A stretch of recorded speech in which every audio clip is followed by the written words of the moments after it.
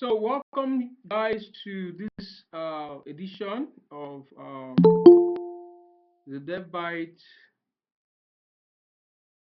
uh, monthly sections. Or would I call it monthly section, or what would I call it? It's just something we do, you know, once in a while within the month. So, today we're going to be looking into a very important topic. I don't know if um, Matthew is here with us already. Matthew, are you here with us? So I want to welcome you all to Devbyte community. I want to really appreciate you all for being part of this wonderful community. I also want to ask you guys to be patient with us. We are really doing our best to make sure that we get everything in place, to organize the community in a better way that is going to be beneficial to all of us. So I know already people are benefiting from the community already. Some people are already getting jobs. Some people are getting employed. At least uh, from my own side, at least I know I've given out jobs to a lot of people in the community, and we intend to do more. So what we are trying to do is to see how to partner more with more companies, more organizations, so that whenever they are recruiting, we'll be the first they are reaching out to, and you know our community members will be benefiting from it. So there's a lot of things unfolding on the community. It's all gradual process, one after the other. But we know by God's grace we are going to get there. So we want you guys to be patient with us as we progress. Today we're going to be talking about cybersecurity. I don't know if our speaker is already with us. Matthew, are you with us?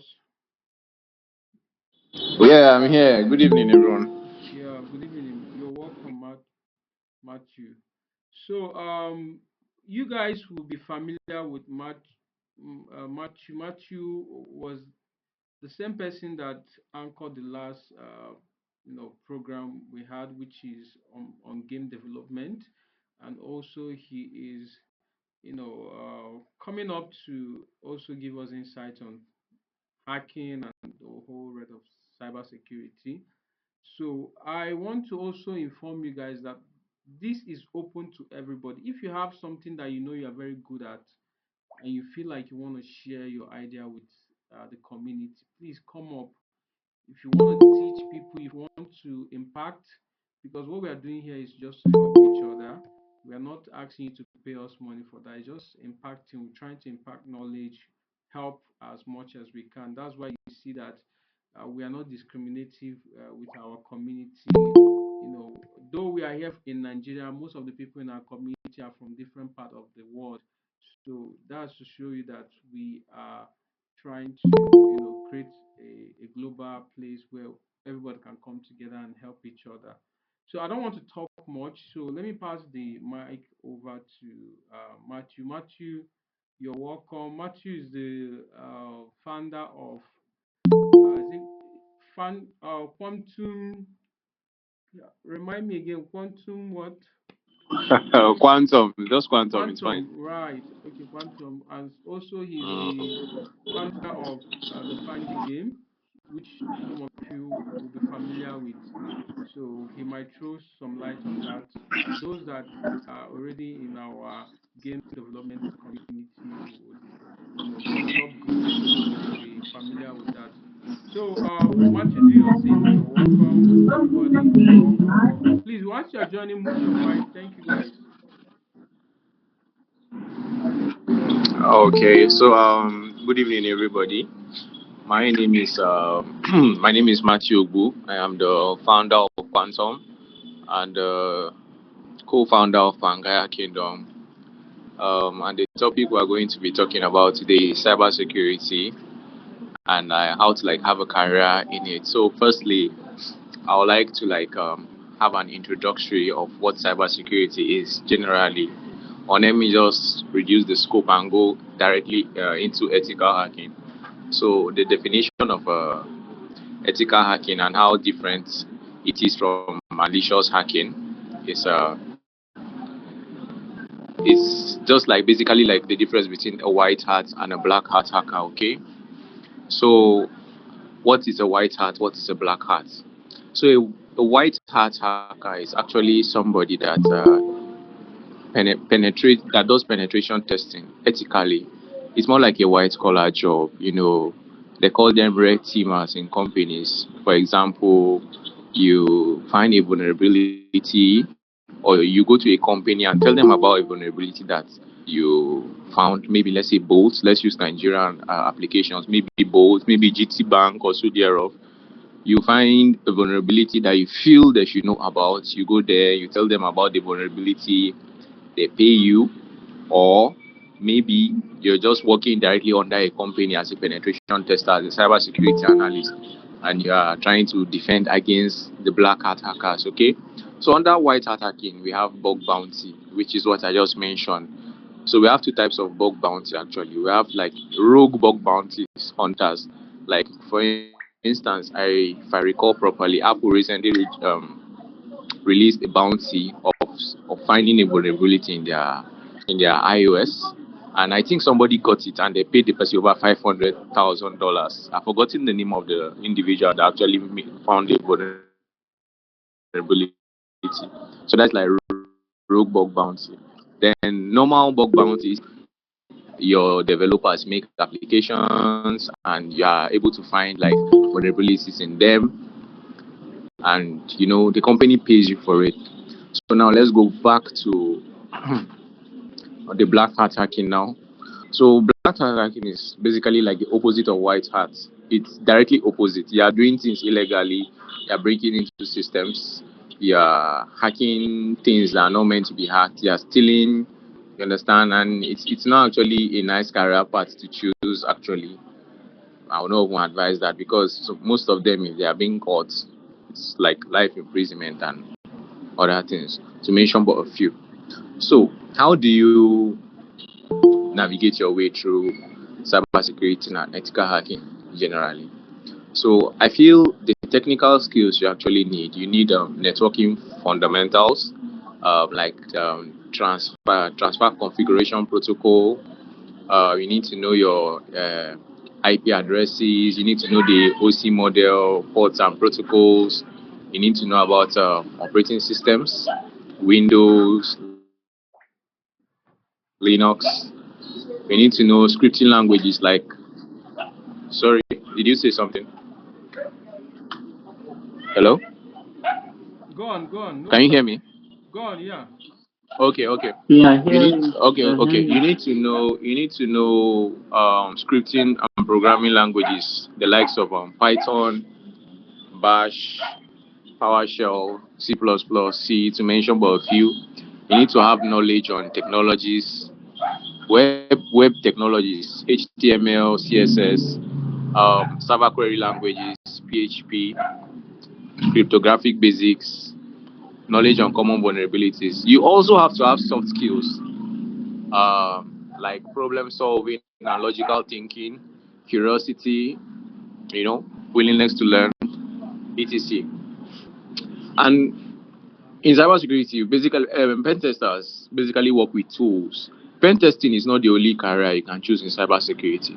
We are going to we're going to go to other careers sooner or later, but let's just focus on the one that's like is the most popular one. Okay, so tools that are used in cybersecurity. I actually, when I was writing this note, I grouped them down according to their category. Okay, so we have reconnaissance, scanning, exploitation, post exploitation, wireless testing, and so on and so forth. So under reconnaissance, right, we have the likes of Nmap. Nmap is a tool that is used to like get information about a particular IP address. Maybe you want to know the operating system of the IP address of the computer that owns the system that owns the IP address. You want to know the ports that are open that you can use to exploit the vulnerability, to mention but a few. You need to know the harvester. You need to know Shudan. Shudan is like a website that you can also use. It's more like Nmap, but it's more like a website and more complex actually. Then for scanning and enumeration, we have Nexus, we have OpenVAS, we have Nikto, we have uh, Directory Buster. some use Ferrule Buster. So they are used for enumeration. When I mean enumeration, like they're scanning, for the web developers actually, when they are building, we have directories. So what these tools do is like they scan these directories and look for sensitive files that end with maybe .txt, .php, just sensitive files. It depends on how you use them. Then for exploitation, we have the Metasploit framework, we have SQL map, we have BEEF, as in BEFF. Then for post exploitation, we have Empire, Cobalt Strike, we have Bloodhound. And for wireless testing, we have Aircrack, we have Wireshark, Kismet, and lastly, for web penetration testing, we have BobSuit. BobSuit is like the number one tool for web testing, like web penetration testing. It is used to hold requests, change responses, manipulate JavaScript. To mention, but if there are a lot of things you can do with BobSuit, right? So now in penetration testing, you can also use Windows to hack. It's just that it's actually much more harder. It's not like you cannot use it. You can use any operating system to hack. You understand? Let me debunk this theory of you can only use Linux. You can also use Windows, but it's just that it is quite harder. You understand? You need to be very, very skilled in that in penetration testing in general to be able to use Windows, because most of the tools that we're using in Linux, they have counterparts. They have counterparts in Windows. You understand? The likes of Hashcat, Bob Suits. You understand? If you just know how to do it, but basically, we have distros. When I say distros are like flavors, right? Flavors of Linux operating systems that make it much easier. Like they were built for penetration testing. So, where the most popular one is Kali Linux, which is very, very popular. It comes with pre-installed 600 tools, penetration tools. We have Parrot OS, which is lightweight and it's also an alternative to Kali Linux. Also have privacy focused tools. We have Black Arc, which is like for, you can hear the name Black Arc. It's mostly for Black Hat hackers. It's the most advanced among all of them. It's derived from Arch Linux. People that are conversant with Linux, they know Arch Linux. Anybody that is using Linux and it's an Archer, it's an Arch Linux person. You should know that the person really has very, very nice knowledge in Linux, and it is the penetration distro that has most of the cybersecurity tools. It has roughly 2,800 different cybersecurity tools, because they are also collecting from the Arch Linux repository as well as the Black Arch repository. We have Black Box, we have Kane and Deft, to mention but a few. So let's go back to career paths in cybersecurity.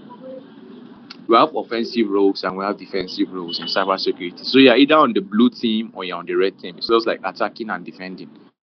That's what basically cybersecurity is, the attackers and the defenders. So under the offensive roles of cybersecurity, we have career paths. We have penetration testers, which are also ethical hackers. We have red team operators. We have exploit developers. Then on the blue team, which is the defensive roles, we have security analysts, which is also known as SOC analysts. We have blue team specialists. We have threat hunters. Okay.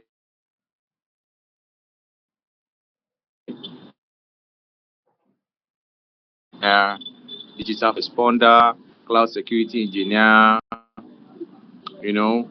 Then for leadership and compliance roles, we have security architect, we have chief information and security officer, we have risk and compliance officer. Like I said, you must not be a penetration tester to be a very, very good cyber security analyst. Like, you must not be a hacker. There are other roles that you can choose from and be very good at it, and companies will hire you.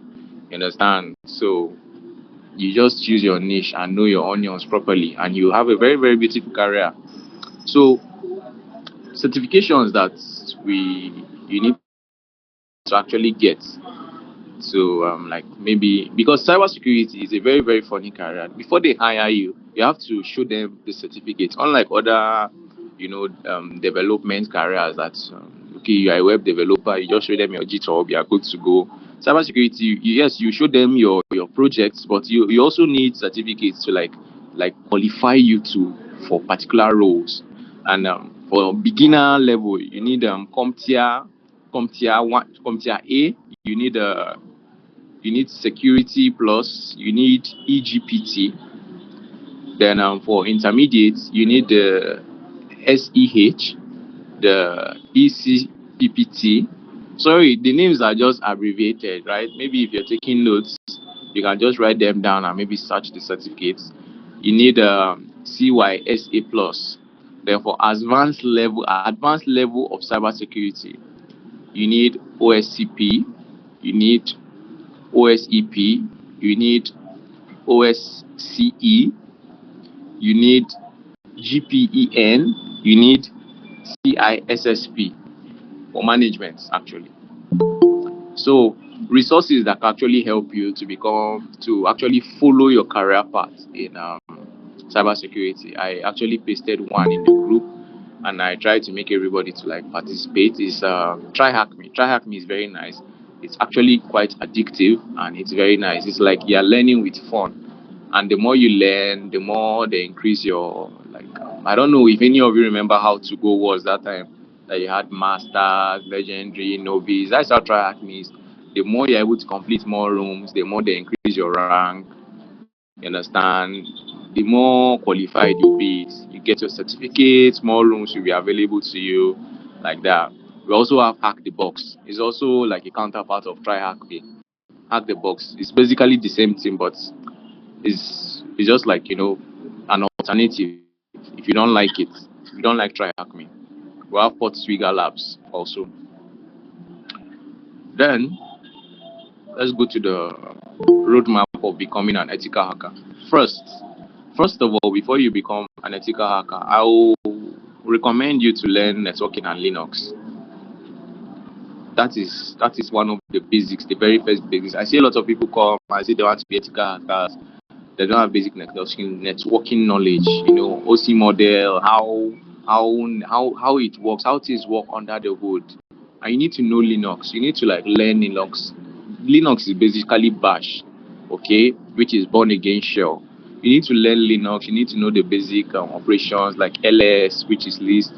You need to know cat, which is concatenate.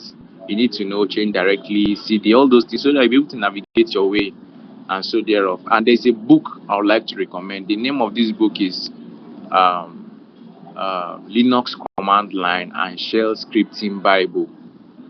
If you're writing this, I'll say it again: Linux Command Line and Shell Scripting Bible. It's going to teach you Linux and Shell Scripting from beginning to end. And I promise you, if you focus on that book and you read that book properly, nothing can phase you. It's actually one of the books that I read when I was learning basic Linux. So you need to also understand the basic cybersecurity concepts. You need to practice using free platforms like TryHackMe. You need to learn tools and scripting. Heavy on that scripting. The scripting language, Bash, Python, those are scripting languages. Perl, PHP. You need to just know one and know how to use it well. You need to really get certified, apply for jobs, internships, entry level jobs. So really, I guess that's pretty much it. And if you actually follow this detailed part that I have actually mentioned in this webinar, you shouldn't have a problem. We also have a cybersecurity group that people actually drop their problems or guidance, and the likes of Adedeji, Tectonic, and others. They help out to also answer. It's a very, very loving, nice community.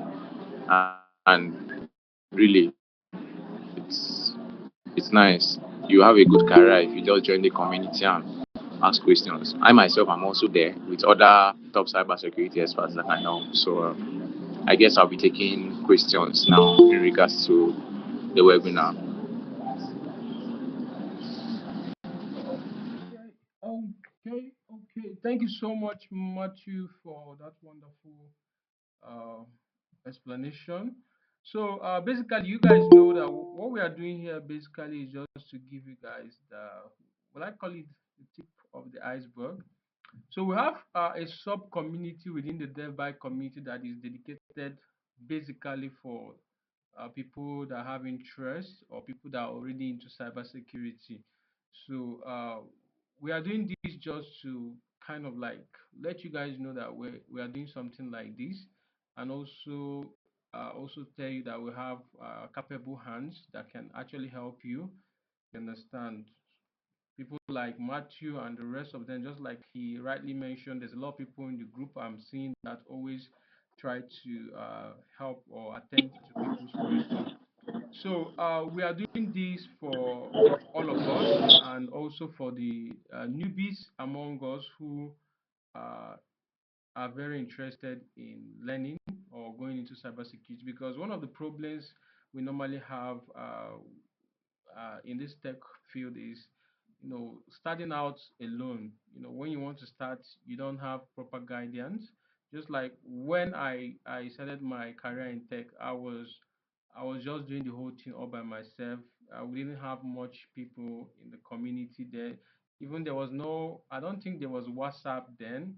You understand? There was no WhatsApp then. The whole tech thing wasn't as it is currently now. So we don't even know that there's something like community and thereabout. So we actually have to learn on our own. But that's why I keep telling most of my students and some of the people that I come across. I tell them that this is the best time to learn tech because you have everything you need. You know, people easily afford to buy laptop. During our own time, buying a laptop is just like someone to buy a land or to buy a house or buying a car. You understand? So you hardly see people that have laptop when we started this career. But this day, everybody have laptop. Everybody just have laptop. You understand? So I know I have to use this desktop, this Pentium 3 desktop, and I used it for a long time before my dad was able to save up to get me a laptop and all those stuff. So just to tell you how we all started. So this is the best time for you to get started because you already have a lot of people Yeah, that can guide you. You have people that can guide you. So this is why we are yeah, bringing true. up this. Yeah, exactly. So this is why we are bringing up these things. So if you have a question for Matthew, you can ask him. So that you can, you know, I would like to even cap on this laptop stuff. I remember when I started tech, I was using one potato laptop like that. You see, yeah, there's something about this tech stuff, right? If you know what you are doing, I promise you, along the way, laptop will not be your problem. I know a lot of you are going to hear this story and say I'm a motivational speaker, but I promise you, everything that I'm going to say right now happened. So I was using this potato laptop and I was learning C++, okay? I was learning game development. I was just there on my own, practicing. And I was applying jobs, and one day, a strange number just chatted me on WhatsApp that, am I Matthew? I said yes. That I have a job interview in the next 10 minutes. I should just prepare.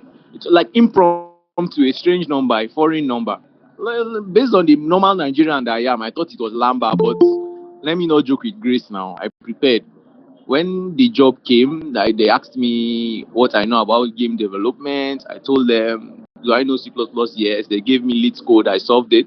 Then asked me questions regarding God of War. And those not really technical questions. And I just answered. And the next thing, they said, I'm starting job tomorrow. I promise you, that is how it started for me.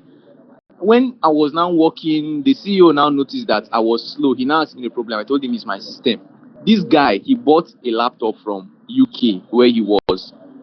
He will build it. I don't know how he did it, Sha, but I just knew that he just asked for my address. And I promise you, was it GIG Logistics or something? A week later, they came knocking on my door and I got my laptop. I promise you. So this laptop issue, yes, it's fine, but if you know your onions properly and you really know what you are doing, I promise you, you will see that will be the list of your problems. So just know your onions and work hard, and the byproduct of knowledge is success. So just know what you're doing for real. thank you so much. Hello, good evening, everyone. Good evening and welcome, Harrison. Good evening. Sorry, please. He talked about a puzzle that to be solved to help build up the learning system. Okay. Talked about what? So he talked about a puzzle, like he posted it on the group about using it to learn some things about cybersecurity. Or try hack me.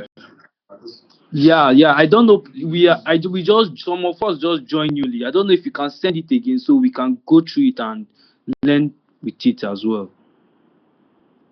Oh, okay. That's not a problem. All right. We'll do that. Yeah, All it right. was pinned there recently. I don't know. It's because we had a bigger roadmap, so we just pinned it there. But I'll send it to All you. right. Thank you very much, sir. Thank you. So if you have question, please, it's a good Hello. time to raise your hand. Okay. Go on. Who's Yeah, that? yeah, I have a question. Geoffrey, go on. This is Geoffrey. Where are you Okay, joining us from? so my question is, okay, I'm joining you from Liberia. So, You're welcome. yeah, thank you. So my question is, what is cybersecurity and why is it important? Okay. Sorry, I don't Why is What understand that question. cybersecurity? what is I want to cybersecurity know and why why is is it cybersecurity important? important? Exactly. Thank Matthew, you. are you with us? Yeah, I'm hearing him. I'm hearing him. Okay. I'm hearing him. So, let me answer this question. Let me break it down bit by pieces. Right? We want to let's know what security is first.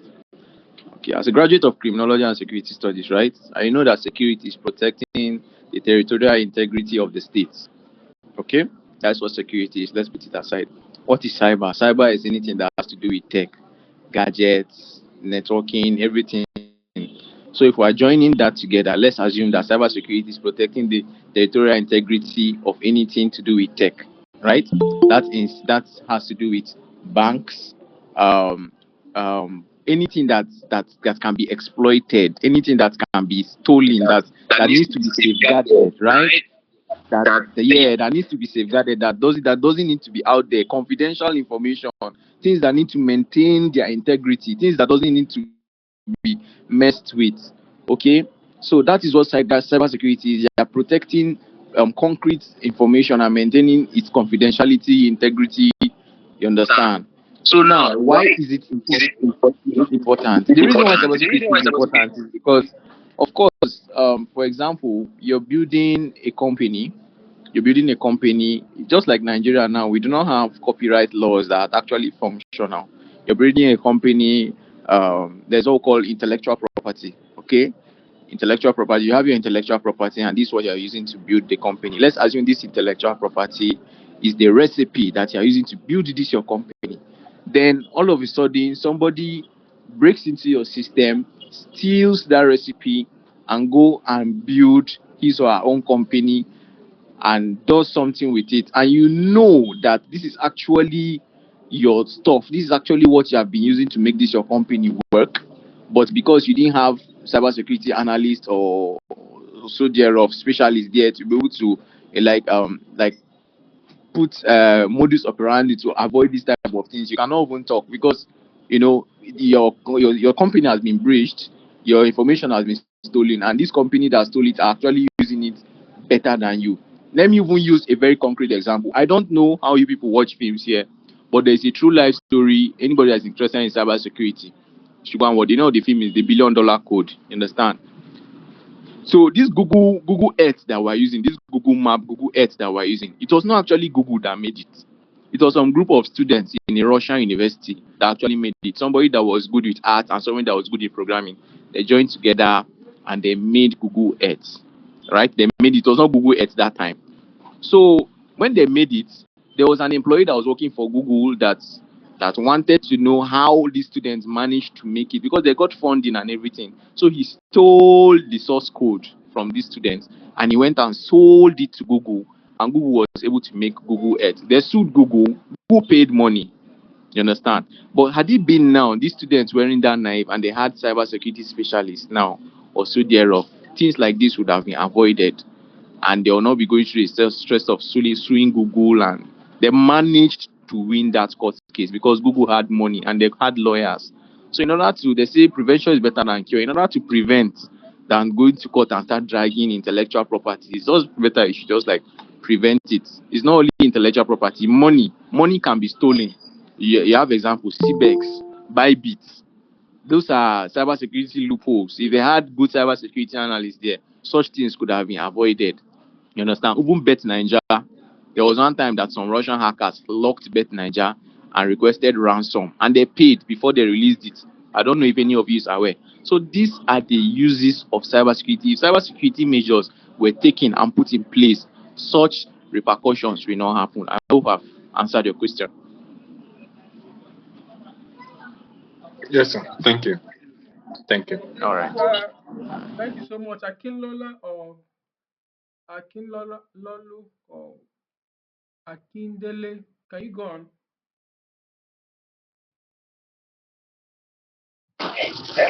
Ejo, Ejo.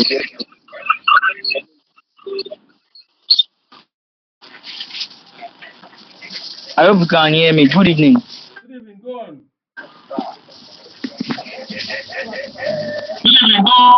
Your Yes, background is sir. very So noisy. my question is, I'm a bit confused about this thing.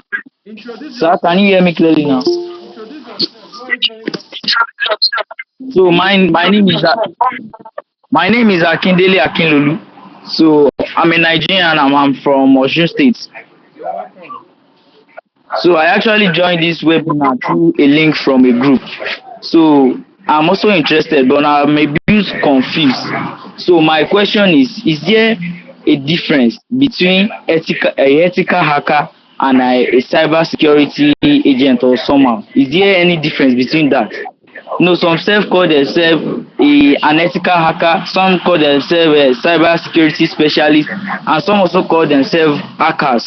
So I'm a bit confused. And what are the criteria to become one of those things? Are they the same or they are quite different? So that's my question, sir. You're welcome. Okay. Okay. You mentioned three categories. You mentioned ethical hacker, cybersecurity specialist, and hacker. So hacker is the same thing as no, hacker is not the same thing as ethical hacker. A hacker is an unethical hacker, somebody that does it out of unethically. Let's say a hacker is basically a cracker. Let's just say a cracker, yes. So like black hat hackers, people that steal. Those are the people that the ethical hackers are protecting things against. Okay, those are people that steal money, steal intellectual property, blackmail people. Those are they call hacker. Those ones are the bad guys. Where they say the bad guys. Now the ethical hackers are the good guys. They are like the police. You understand? They have the skill of these hackers, but they decide to use it to good use. Instead of using, it's just like a sword. Hacking is just like a sword. Some people use the sword to kill. Some people use the sword to protect. You understand? And yes, an ethical hacker is different from a cybersecurity analyst, I mean, what you mentioned, right? In cybersecurity is like an umbrella. It's just like, for example, let me use university, for example. We have faculty. Then under faculty, we have departments, okay? Let's assume cybersecurity is the faculty, right? Then now, ethical hacking is a department. Forensic, forensic analyst is a department. What else? Forensic analyst, SOC, all those people, they are departments. People that deal with cloud engineering security is another department. Understand?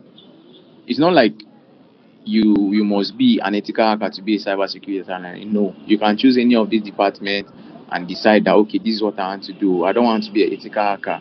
I want to be somebody that focuses on forensic analysts. Forensic analysts are like people that okay, let's say let me use Nigeria for example.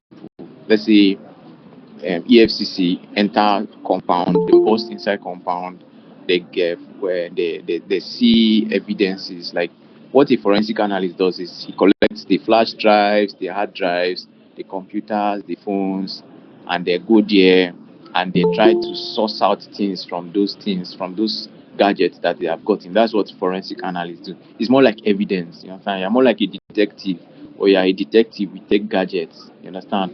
Some people they think when they delete things from hard drive, that is the end. There are tools that you can also use and bring back those deleted stuffs. You understand? That's what forensic analysis is. It's wide. It's broader than that. I'm just giving you an idea. Then pen testing is divided into two, which is the ethical hacking. We have blue team, we have red team. The red team are the attacking guys. Like a company can just hire a red team, or they can have a red teamer that when they build a website, they'll say, "Yeah, try and hack this website and show us the vulnerability so that we're able to put measures to avoid stuff like that." The blue team and the defenders, they protect the company from outsiders hacking into their systems. You understand, right? So I hope I'm able to have explained this thing to the best of my knowledge. Or if you are still confused, we can still break it down further. But I guess I've broken it down to the level of your understanding.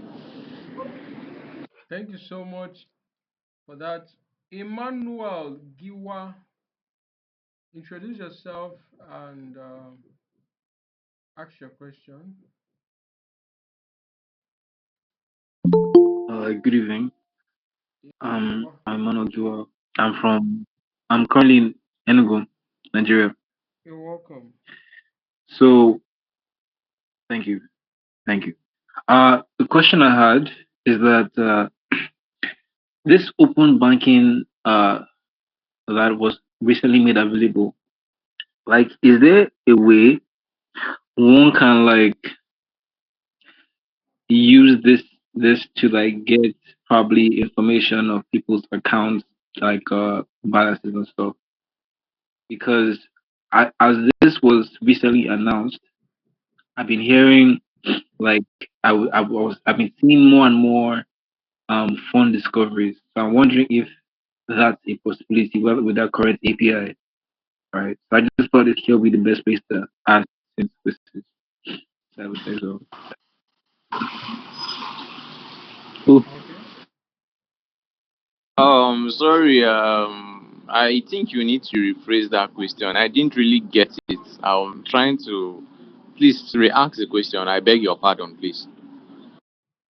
okay. Now I'm talking about like the open banking, like this open banking uh system that they just like uh made made to the public. I'm asking if it's possible to use the system or like the API to get the details of bank accounts, more like for investigation purposes. Like if you're trying to like follow the fund. Well, your question is very broad, and I don't know. But let me just answer the surface level, okay?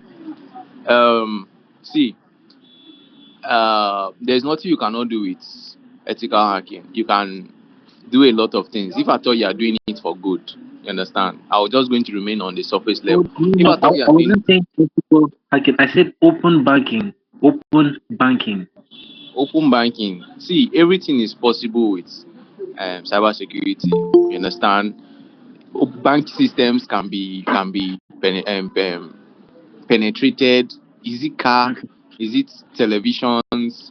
Everything. You understand? There are always tools for it.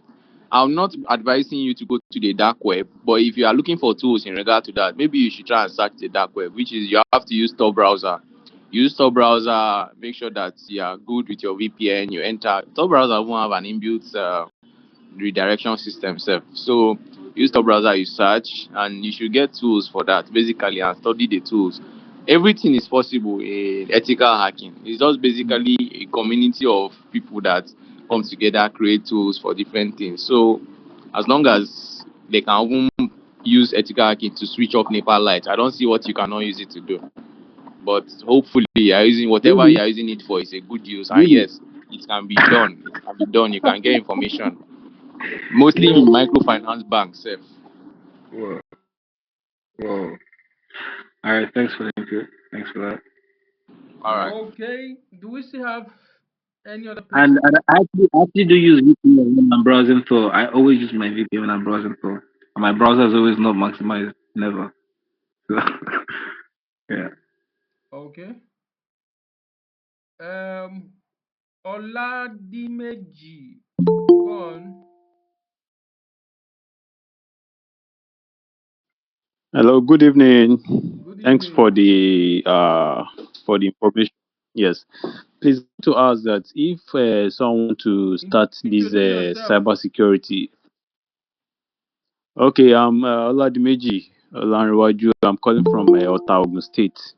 You're welcome. So I want to ask, like, if someone to start this cybersecurity now, which of the programming language someone should actually focus on? Like, which is there any specific programming language that is meant for this cyber security of a thing, so that someone will just focus on it and learn it? Thank you. Okay, so I am going to answer this question judiciously. Okay, so you want to learn a programming language for cybersecurity. First of all, I think you need to know Bash, which is born again shell. It is a scripting language. It is what you are basically going to be using to navigate Linux. Most Linux commands are Bash commands. It's what you are going to be using. Born again shell. If you can know born again shell to an intermediate level or have very very good knowledge in born again shell, I'll also advise you to learn C, basically. Those two languages will take you very, very far in cybersecurity, because basically with C you can enter any other career inside ethical hacking. You can be a reverse engineer. You can use tools like Gindra. I've forgotten the remaining to reverse engineer things with C. Then, if you want to write exploits too, you can write them in C. If you want to write small tasks, just concatenating tasks or small exploits like reverse shells, normal shells, you can write them in Bash scripts. You understand? Those ones are those normal this thing. But yeah, basically Bash scripting and C. You can also have a bit of Python. Python is also a scripting language, but other things, automation, they are done with Python too. But if you want to be very, very strong, I'll recommend Bash. Bash, Bash very well. Then maybe C or C++. C basically, because Linux was built with C. So, but yeah, Bash, learn Bash, and you'll be good. And see, if you want to navigate other places, you can go to Python, Perl, Ruby, PHP. If you want to be multi-versatile, but you need to have your foundation in Bash very very well, because Bash is general. Bash scripts work on Windows. If you write an exploit with Bash, of course, it can run on Windows, it can run on Linux.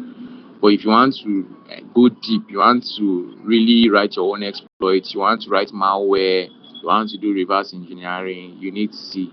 And C is a very, very, very low level language.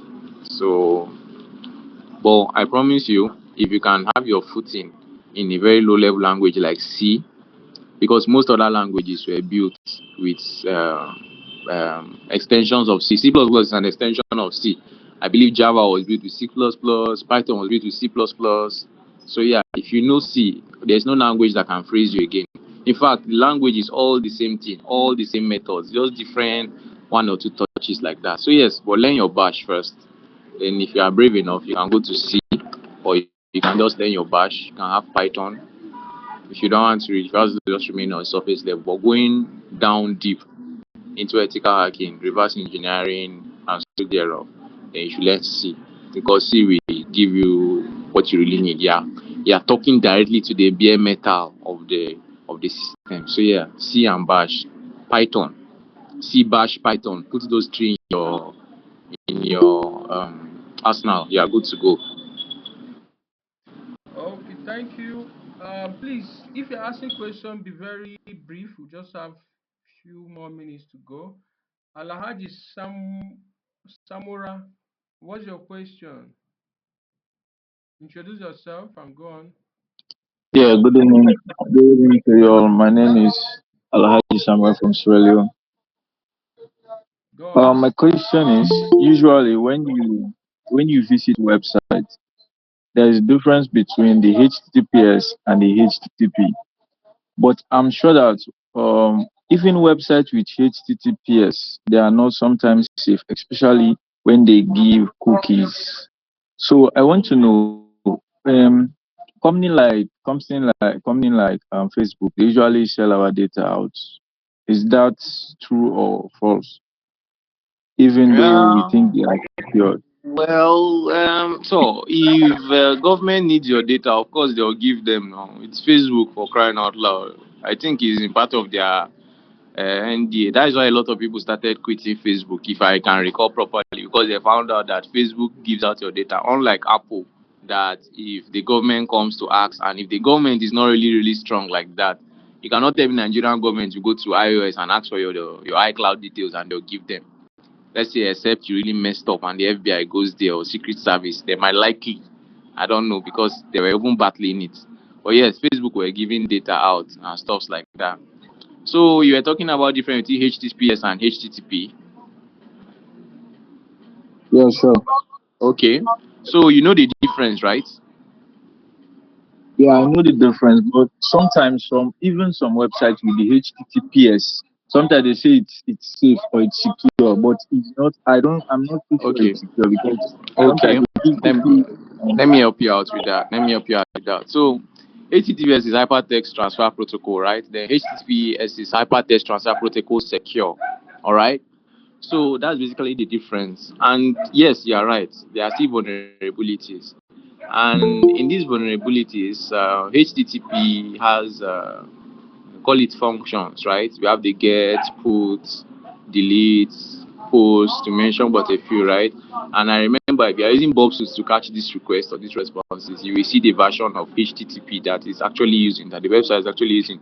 Now, let me break it down now. In cybersecurity, we have a whole database of exploitation. They call it exploit DB. You can download it on your Linux because me I use it. It's already on my Linux. I don't need to go to the site. And there's what we call CVE, right? It all exploits have CVE number. So sometimes you can just go to the exploit database, type the CVE or just type HTTPS, and a lot of vulnerabilities about HTTPS will come out. And sometimes it's remote code execution, it's scripts like that. A lot of exploits come out, and you choose the one. Let's say, for example, that site is using HTTPS. Let me just use it, HTTPS 5. You understand, right? And you go to exploit database, and you find out that okay, HTTPS 5 had a vulnerability that was exploited because they write it down there for documentation. You can actually fish out if the vulnerability is a remote code exploitation, maybe a shell script or a Python script that you just put in the domain, maybe host name. You know what I'm talking about, the host name or the IP address, and you just put in some certain things like that, and you just launch it to the website. You understand? That vulnerability is likely to work because, of course, that website is using HTTPS 5 and the vulnerability is for HTTPS 5. So yes, it's going to work, except maybe the particular HTTPS 5 that they are using, that vulnerability has been patched. But if it has not been patched, of course it will work, and you already have your reverse shell or whatever, and you will do whatever you want to do there and get out. So yes, that is how exploitation works. Though they say it's secure, nothing can be really secure like that. There are always bugs to be found. The human beings are not perfect. Just because the code looks perfect or the website looks, it doesn't mean it's perfect. There are always vulnerabilities. So really, that is what it is. Exploit database has most of the exploitations of all this HTTP, SSH to mention, but if you all these protocols like that. So yeah, I hope I've answered your question. Yeah, thank you so much. Thank you. You're Okay, welcome. Paulinus, can you go sharply? We don't have much time.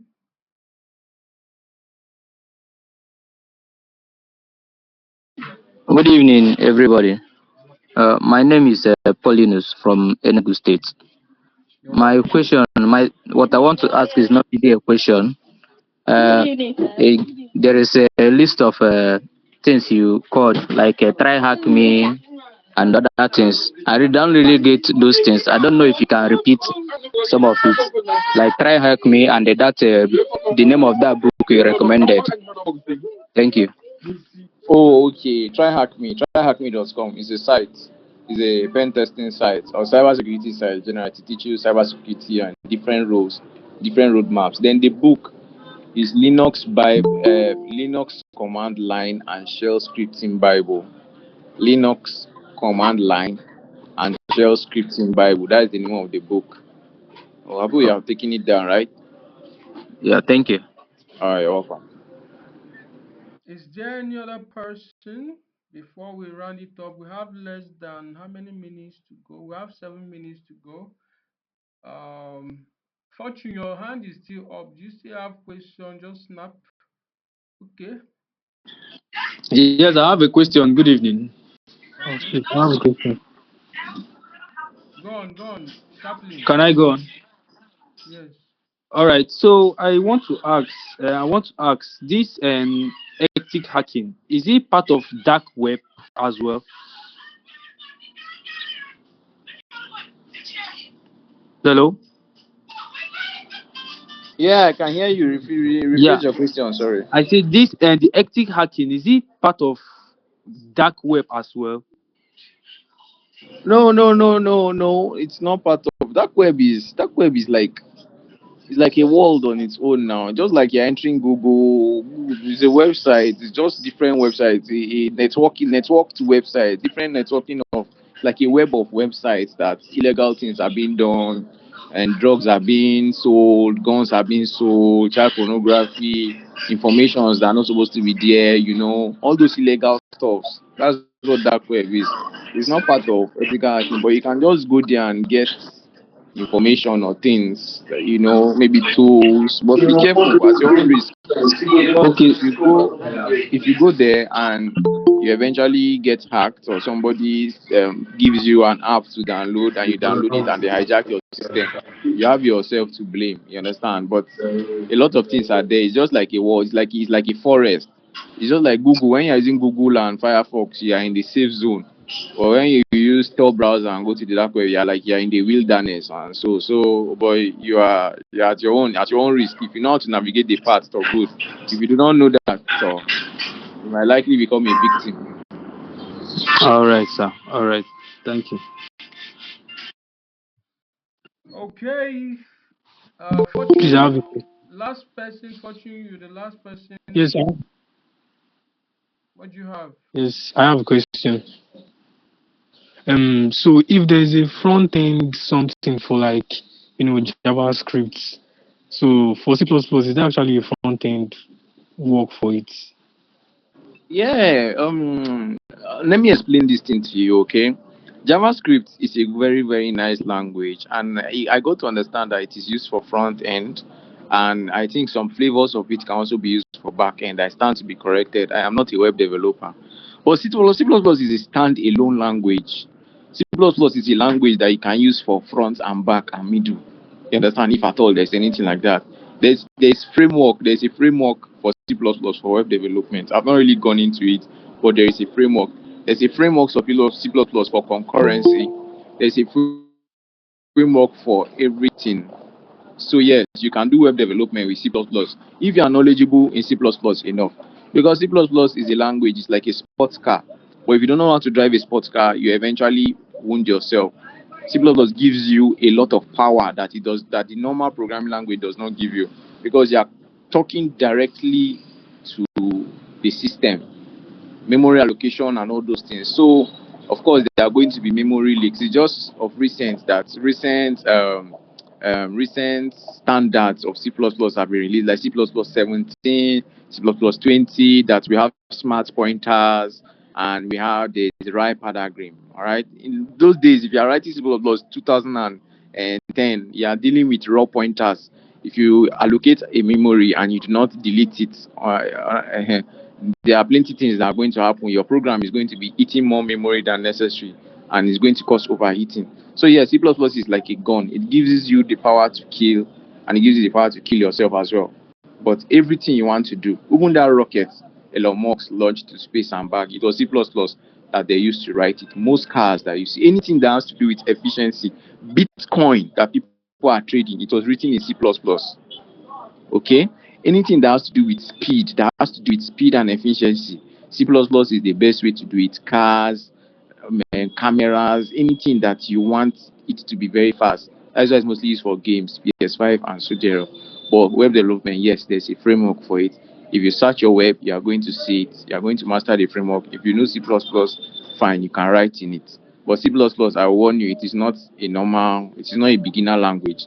It's a very, very low level language with a lot of, but if you are brave enough, why not? You can go forward. Thank you so much, Matthew, for all the insights and for the eye opener. I hope you guys learned a lot today. Please, can we give him a thumbs up? Can we give him a thumbs up? So, please, we have a sub community dedicated basically for cybersecurity people. So, if you are not satisfied with tonight, or probably you have a questions to ask and you were not attended to, please just join the community, the sub community, and ask as much questions as you can ask. And trust me, we're bringing more of this program, to you guys so that we just have time to interact and have a moment. So probably we'll be looking at creating a WhatsApp channel so that we can have a singular place to share message and everybody receive it. So probably when I create it, I would like you guys to join the channel so that I believe that WhatsApp channel contain more. I just want us to have a particular place where all of us will be. Though you guys cannot interact there, you can still be on your sub groups and just be there so that we can easily have one place we can send message and everybody will receive it.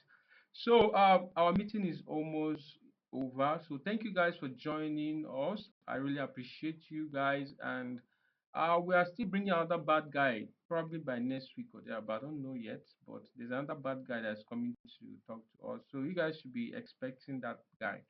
So thank you guys, and God bless you. Good night, everybody. We are the meeting is almost over. Good night, good night, good night. Thank you so much. Thank you, Matthew. I appreciate. Thank you so much. Thank you, I appreciate. So follow up, Matthew.